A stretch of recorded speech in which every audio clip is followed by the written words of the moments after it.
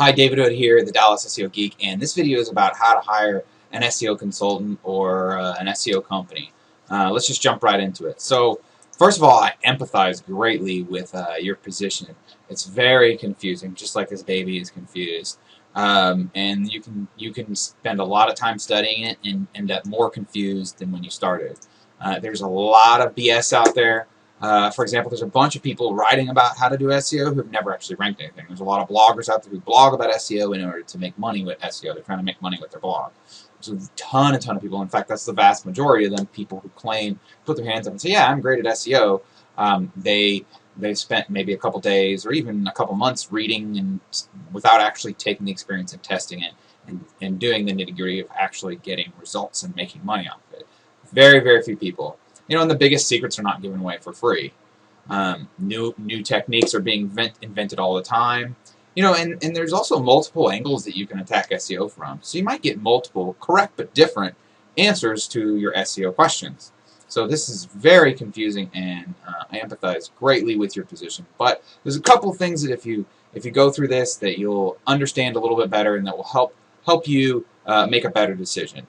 All right, so one of the first things is try to get someone or some company that can actually show you results. So if you search Dallas SEO Expert, you can see right now I've got the #1 spot, the #2 spot, and then 2 more spots down the page. So, and this is a very valuable term that has made my business a lot of money. So this is just one example of many. You know, I've ranked thousands of keywords, sometimes for just one client or one website. There's so many results that I can show to prove that I actually can do what I say I can do, right? But there's a lot of people out there who haven't actually ranked anything, and they're out there trying to sell SEO, and that's something that you really want to try to avoid. You know, ask for some example rankings. You know, they might not be able to show you all their clients. You know, a lot of my clients don't want me showing their results. That's fine, but I can show you some of my own tests and some of my own examples of things that I've ranked. And there's just a lot of different stuff. We could talk about it for hours. So. You also want to evaluate the value of those results. If they show you, like, for example, they might show you a ranking of someone who it's their brand name. Well, you should automatically rank for your brand name even if you don't do SEO.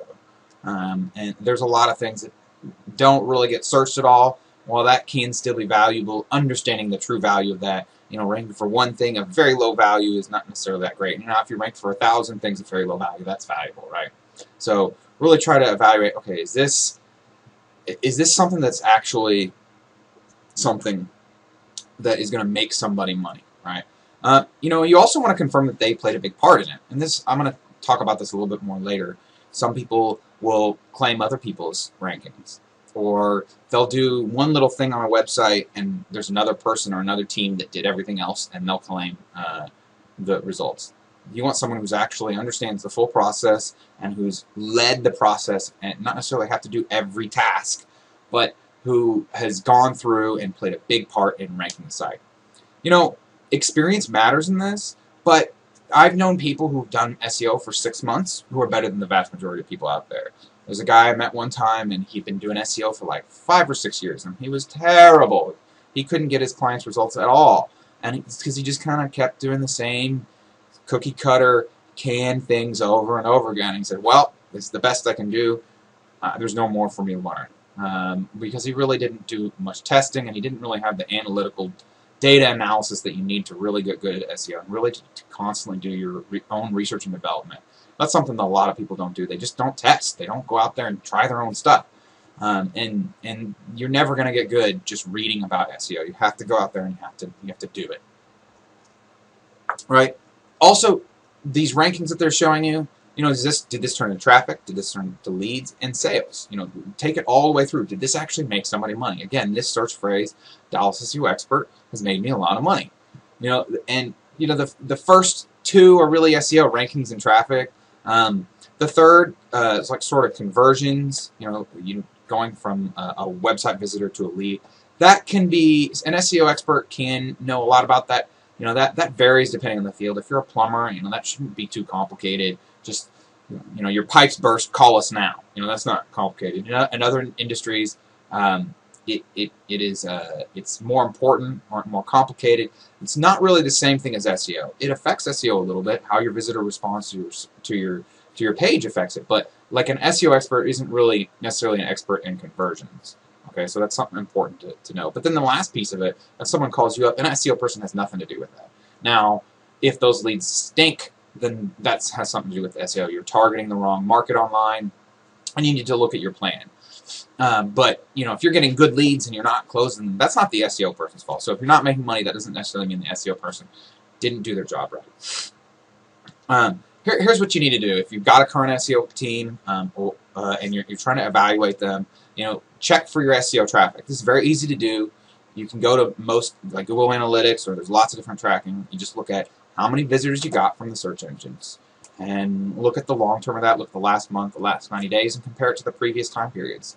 It's not that complicated. Did you get more than in the previous 90 days than the 90 days before that? And if you did, great. If not, then are we on the right path? Is there something else to explain this? Maybe the market that you're in kind of goes up and down in the searches, and so maybe you just hit a lull and when people are searching, but your rankings are actually good. And if this is 0, then that's bad, right? If this is high, that's good. Well, how high is good, and how high is just like, yeah, I guess it's providing value, but not that much. And this really depends on the products and services that you sell, and how much search volume out there, and how early you are in the process, and how much growth potential there is, and what your budget has been, and many other factors. So this is not something that I can really explain in this one video. There's a lot more that I want to cover. But if you're making money for it, if your phone is ringing a lot more than it did before, that's generally a good thing. So you kind of need to dig in deeper and really do a business analysis on it. Here's another thing. There's a ton of beginners out there, and I alluded to this before, who are trying to sell SEO. And as long as they're open with that and about how much experience they have, there's nothing wrong with that. But there's a ton of programs out there that teach people how to sell SEO, and they don't teach them how to do SEO. Seriously, I joined one a long time ago, and all they did was say, oh, if you need to do SEO, here's a third party to outsource it to, right? That was, okay, SEO. And also the fact that it was so disconnected meant that there was a lot lost in translation. Even if the person who was selling it was good at it and they were outsourcing to these people, there was a lot that didn't go along the way, get communicated, and so it just wasn't very efficient. Even if it was efficient, the SEO still wouldn't have been that great. Okay, next. IT is not SEO. This is something that's very confusing to people, and they don't even know they're confused, and this is something that I really need to clarify. Again, IT is not SEO. IT people in a lot of fields often know just a few simple things that you could go read in a couple hours on articles somewhere else about SEO. It's not necessarily wrong, but it's only a very small piece of the puzzle, a very small truth, or a lot of times there's a lot of half-truths out there. Okay? And they're afraid to say they don't. Also, it's another one of those things, they don't know what they don't know. This IT is, information technology is such a vast field, and there's so many different disciplines. It's like saying scientist understands everything about science. No, a biologist doesn't really know as much about physics as a physicist knows about biology.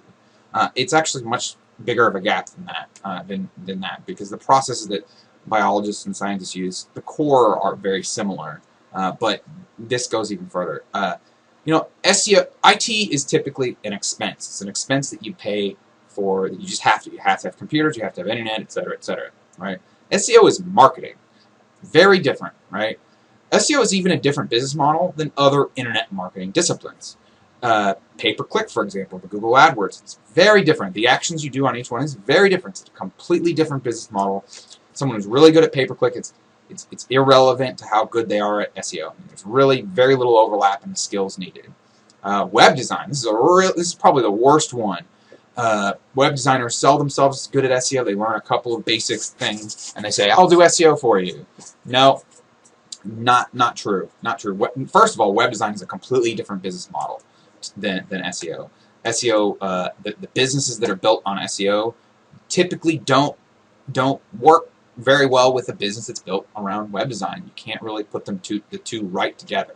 Now, that doesn't mean that someone who does SEO can't sell web design. That's actually a much more natural progression, because basic good web design If you don't have something really complex like a shopping cart with a bunch of products, if you're a plumber, that's real easy. That's not complex. You can just install WordPress or many of the other content management systems and have a website up in a few hours. It's really not that complicated to do basic web design, right? But web designers typically do not know SEO. It's not the same thing, and this is really, really important that a lot of people get wrong. Okay, hosting companies a lot of times try to sell SEO.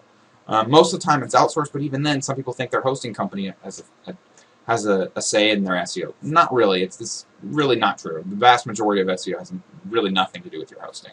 So that's something that's important.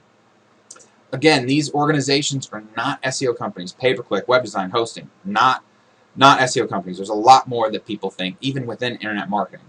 Advertising, like Facebook advertising, not SEO. Very different, completely different business model, completely different techniques and disciplines. I spend all day, every day, working at SEO, every single day, for the last 2.5 years, and for a lot of time, 2.5 years before that. So about 5 years I've been doing SEO, 2.5 years I've been spending all day, every day. Okay, I've ranked for thousands of keywords. There's still more for me to learn and that I can improve on.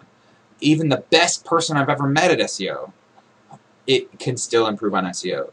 So to think that someone who spent 10 hours studying it in the last month or the last year is going to give you good SEO results, you're just not going to get it, period. There's just going to be opportunities left on the table. Very important concept. Okay. You want to make sure that your SEO is not outsourced. I talked about this before. There's a lot of companies, actually it's about 60% of companies just sell the SEO, take the SEO, and hand it off to a different organization, a different company. That happens all the time. I've had people contact me, and I've even done SEO for other agencies. That is not that uncommon, and that's not what you want. You want to ask somebody if they're the ones that actually do it, and get them to explain how it's structured. This doesn't mean that I do every little task on every little thing. I have long-term contractors that I've trained on exactly what I want to do, and the plan is always mine. I direct all the pieces, and so that's not really outsourcing the SEO. This is people taking the SEO, the whole project, and just giving it off to someone else and then cashing the check. For the people that I do SEO, I charge them the same prices, and they just mark it up double to you. So you really want to find someone who really understands SEO and really knows the nitty-gritty and isn't afraid to set it up and do it themselves. Okay, this is really important. Because you're just wasting your money, and usually the outsourced ones are kind of canned. The companies that white label their SEO as a business model, there's a lot of companies out there, that's their whole business model. It tends to be very canned, normal SEO that doesn't really give great results. And the value of low quality SEO is and even medium quality SEO is basically nothing. The value of high quality SEO is through the roof. Okay, because almost all the clicks go to the top 3 results. That's pretty much how it works. The difference between number 5 and number 1 gets 10 times the amount of traffic. By the time you get to the bottom page, unless it's something that gets searched a lot, there's basically no value to your business. Okay, here's something that's really important, and this will help you weed out the people who are outsourcing SEO. What's the plan? What is the plan of attack here? There's a lot of different ways that you can attack SEO. Okay. You have to ask this and get the details. Now, this doesn't mean you have to understand it all, and this doesn't mean you have to get down to every little detail. But where are they taking you? How are they going to get you to there? Because there's a lot of different ways you can do this. And the important thing here is to connect the dots from the SEO consultant or SEO company's activities to the money in your pocket. This can be a multi-step process. I'm going to do, we're going to build this thing here, and it's going to target it in this way, and these are the opportunities that you get, right? And if someone is just outsourcing their SEO, or they got a really basic plan, they're not going to have much detail here, and they're not going to have something that really makes sense, and they're not going to really understand how to evaluate and how to attack your best opportunities, right? Just for an example, so like on-page SEO improvement, which is kind of a semi-regular activity, to off-page SEO, which is regular, needs to be done all the time, that yields targeted rankings, which is targeted traffic, your target market coming to your site and looking at your site, which yields targeted leads, which yields sales, right? You need to be able to put those pieces together. And it needs to be a little bit more complex than what I said, but get a little bit of details in. Why is this SEO on page SEO going to do it? What exactly are we doing here, right? How exactly does this fit with the target market? What kind of expectations can we have? You know, I'll be honest. This is not an easy calculation, even for me, because there's a lot of misinformation out there. And here's a big myth that I want to bust, right? Google has a tool called the Google Keyword Tool that tells you, hey, Dallas plumbers get searched this much, right? Okay, and this tool is highly flawed. It's not anywhere near perfect. In fact, my estimate is that it only shows about 1/3 or less of the total search volume out there. There's tons of stuff that it shows 0 for that is actually getting searched and is valuable, right? So you can't always calculate this exactly, and you wouldn't expect it to because there's a lot of unknowns. But just use conservative numbers and really just what's the plan? How does this tie into the money that I'm going to make, right? You know, the plan is just so huge, and a lot of people, they spend just a few minutes on this, and they do a little bit of research, and they pick top 10 search phrases to get searched, and then they go on that. Well, that's what everybody else does, and everybody else is doing the mediocre SEO and going for the same search phrases, right? You know, if you want to get from New York City to LA, and a consultant gives you a map from New York City to Miami, no matter how fast you drive, you won't get to LA, right? And there are really many road maps in SEO. Each company has its own unique set of opportunities, so they need to be able to take those opportunities and understand your market, not necessarily as well as you, but pretty good, and dig down into the search results. And it's not just about going into the Google Keyword Tool and pulling out the top 10 things to get searched. You really have to go to the Google Keyword Tool and use other tools such as your brain and Google itself, like the Google search. See what other ways that your market might be approaching you. Okay, you need to be able to identify all of your unique opportunities. This is something that's really huge. Again, if you don't have the experience of knowing all the different ways that SEO can work out, it's going to be very difficult for a company or a consultant to be able to analyze your opportunities. And if they don't understand all the opportunities available to you, how are they going to create the best plan for you? Really, what you want is the plan that gives you the best ROI, the best chance of growing your website into a very valuable business asset that drives leads on an automated basis. And this is something that it can totally do. Right? Again, if a consultant or a company doesn't really have the right experience, especially if they're outsourcing SEO, they're not going to really put the pieces together of this is what I did with this plan, and then this is the results of it. You know, all they did was create like a really basic plan or do just maybe a tiny bit of research and then pass it off to someone else. And then they don't really know what happens. They don't know the details of what was done. So they have trouble understanding how to attack the opportunities. The best people at SEO I've ever seen always have a few unique ways to them. I have a proprietary WordPress plugin that works wonders for certain markets. It enables them to get really fast, really good, high-quality traffic. And this is because, you know, I have a few unique things. There's a couple things that I understand differently than most people, and then I've tested my own concepts, and then I don't teach to other people. Okay, so this is something. So you know, it's not just that just because someone comes up with two consultants come up with two different plans doesn't necessarily mean that one of them doesn't know what they're talking about. This is important to understand. You know, really, one of the most important things is don't be running the mill. 99% of businesses, seriously, 99+% of businesses have the same exact freaking plan. Don't be one of those businesses. Don't just go, okay, so I'm a dentist in Dallas. I'm going to put Dallas dentist in the keyword tool. I'm going to pick the top 10, top 5, top 20 things that get searched, and I'm going to go after those. Now, that's part of the plan, but it's only a small part of the analysis. You're leaving so much opportunity on the table. Go back to what I told you about. The Google Keyword Tool only shows about 1/3 at most of the total search volume out there. So think about that for a second. You're leaving 2/3 of your market on the table. In fact, 99% of businesses are leaving that 2/3 on the market on the table. And a very small percentage, maybe 5% at most, probably more like 1 to 3% of the total people out there who do SEO understand this 2/3 market. Everyone else is going after that same 1/3. Really, it's more like the same 10%. Okay? Okay. The next thing is what I'm going to call where's value. So I've got a picture here of basically where's Waldo. Okay, And this is something that I'm kind of putting together the concept of where's Waldo with where's the value. You really want to be able to understand where's the value that they're providing. I see tons of services out there that are fluff, just complete fluff, or they've got 10 things listed, and really there's only 1, maybe 2 things that actually provide like a little bit of value. The rest of it is just to make it seem more valuable. It's just to add numbers in your head. Oh, they do this and this and this. Well, either A, that provides 0 value to your business, or B, you can get a very low cost or even free alternative tool or service that does it for you, to where you don't really need them to do that. I see this a lot for if you're getting charged anything less really than like $400 or $500 a month. There's a lot of companies that do kind of basically no value services for $200 to $300. I see that all the time. They're just kind of using like a tool that really doesn't provide any value. Maybe that it analyzes a couple things, which is something you can get for free out there anyways. You know, really, where's the value? You know, it's sort of like this picture of Where's Waldo.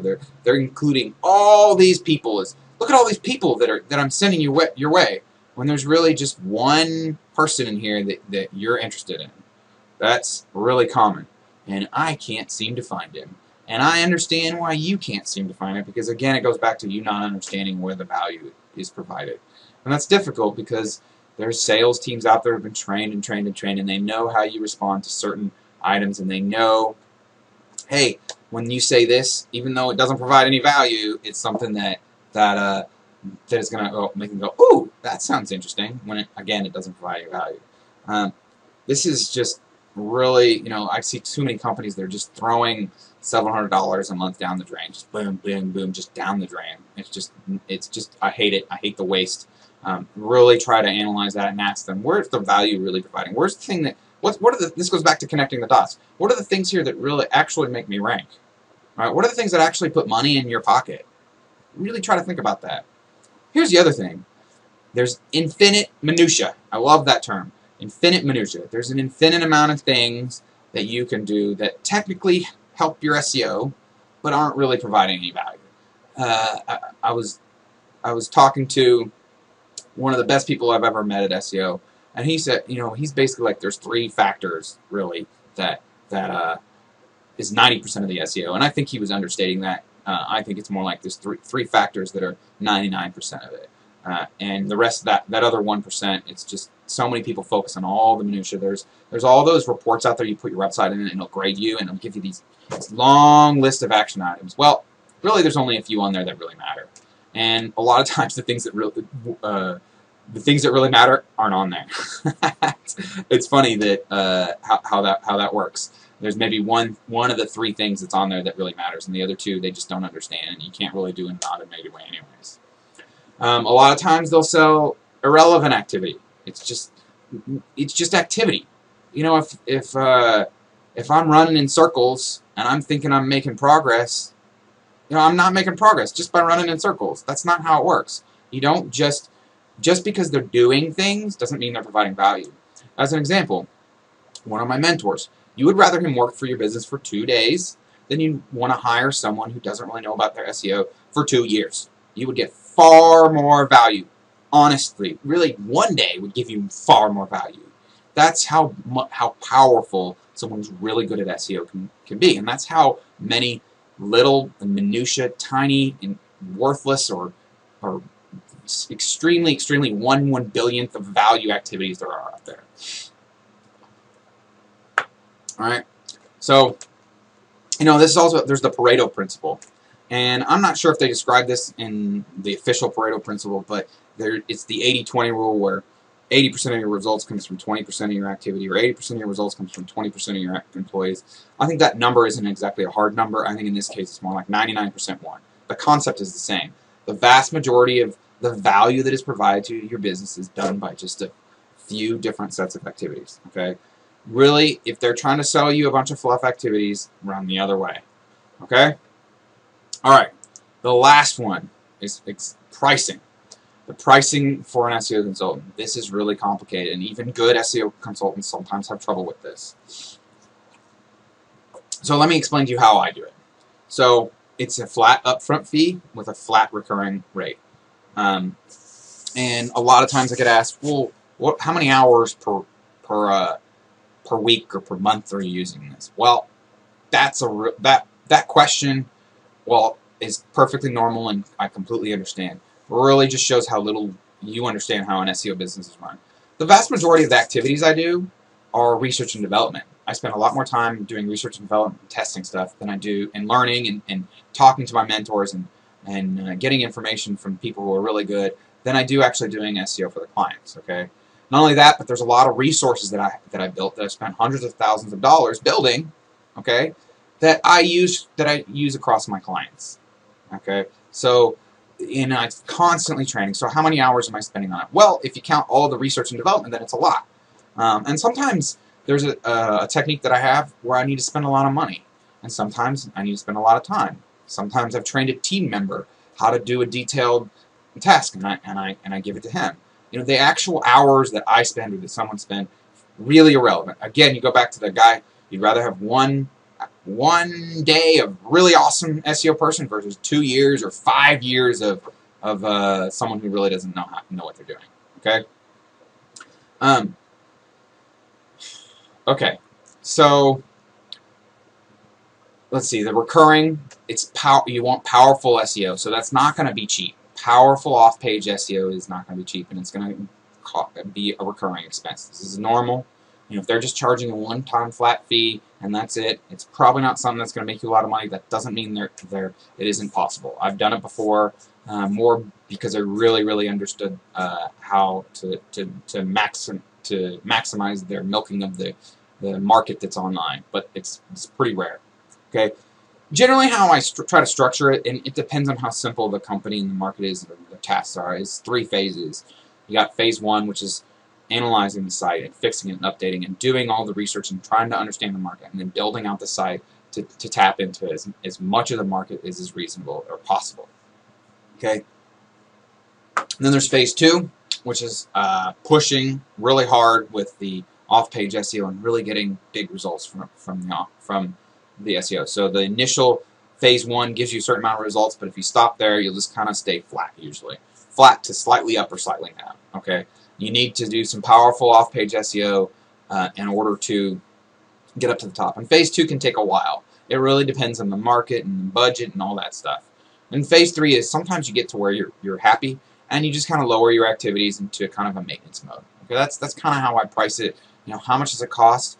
It really depends on your market. It really depends. I would say that, generally speaking, if someone is offering you less than $1,000 a month for any package, and it's not, and your market isn't like super uncompetitive, then they're probably not pricing right, or they're not very good. One of those 2 things. Okay. I want to go back to the hourly question, which is very common. There's a lot of businesses and a lot of people base their lives around hourly. Okay, so really the only thing, if someone charges you hourly, then I guarantee you that they really don't know what they're doing about SEO. Maybe if they charge you $1,000 an hour, okay, I'll work for $1,000 an hour. But even like $100 or $200 an hour, I won't work for that. I just won't. And I've had people say, "Whoa, you know, why are you saying that's so expensive?" Again, it goes back to my resources, my assets, my research. Working hourly just doesn't make sense. Okay. It's just not a good business model for SEO. And usually if someone is doing hourly, all they're doing is some basic on-page SEO. Maybe they're building content for you, which is not SEO, it's content marketing. They're intertwined a little bit, but they're not the same thing. Okay? You know, there's just too many expenses that are shared across resources across clients for me to do hourly. SEO business is very cash flow intensive, right?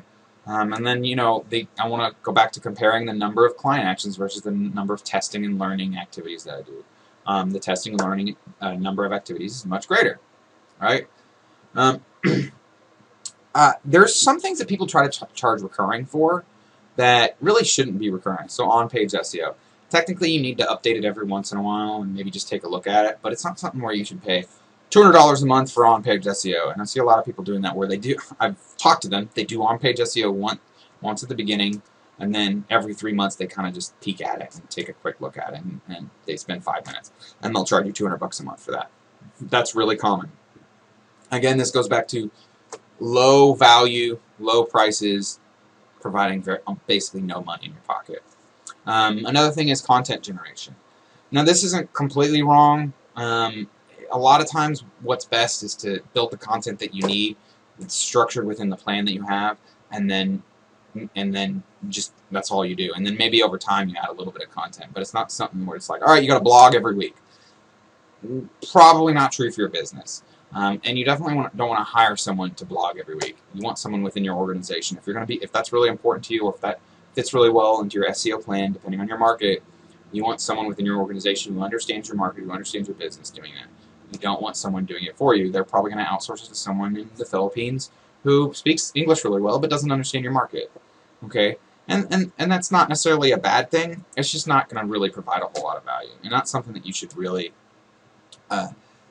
pay a lot for. So that's all I have. If you have any more questions, feel free to give me a call. My name is David Hood, and this is the Dallas SEO Geek, and I appreciate your time. Have a great day. Bye.